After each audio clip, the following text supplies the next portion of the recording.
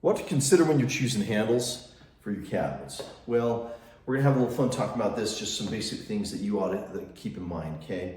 So a few of the things that I usually recommend to clients when looking at handles, yes, I had somebody mention just recently, how about the clearance that you have for your hands to get into that handle, right? Is that kind of important? Well, yeah, sure. And especially with your primary users. Sometimes for you builders, you don't know exactly who's gonna be using that. So you might maybe have a couple of different people try those out. Because there are some manufacturers, especially I'd say ones that manufacture overseas, that might be manufacturing for much thinner hands. So just make sure that it's suitable for your purpose. What if you have something really unusual, like you handle a knob that's kind of artistic or unique like this? I can barely get my fingers underneath that. I've got pretty thick fingers, so just keep that in mind when you're working with your clients on choosing the right hardware for your jobs, okay? Some other factors, you guys all know the challenge with what if a handle is too long for a drawer front, right? What if you go to put this on a drawer front, maybe this is what you're gonna use for all the doors, right? But then when you go to do a drawer front, well, this is not a good example because that drawer front fits, but it doesn't, the handle's too long for it. Well, just make sure that the manufacturer offers them smaller. Most of you guys have dealt with this. I did have a client the other day who said, let's go from this to knobs, which, it's personal preference, right? This is just accessibility to get into your cabinets, and it has a little bit of that aesthetic appeal. So just a factor to consider. Make sure that the product that's being offered is offered in the lengths that you need. Sometimes this is a little bit of a pain in the butt, and you have to think about this in advance, but it is a factor, right?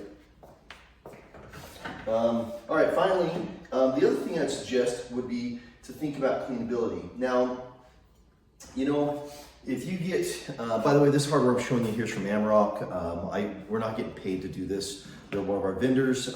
They support us in great ways. And if you have a project, by the way, a parade home, model home, we can get you a substantially reduced cost for your hardware. Not only, cabinet pulls or decorative hardware, but also your bathroom hardware, your tissue holders, your towel holders, your towel rings, towel bars, etc., right?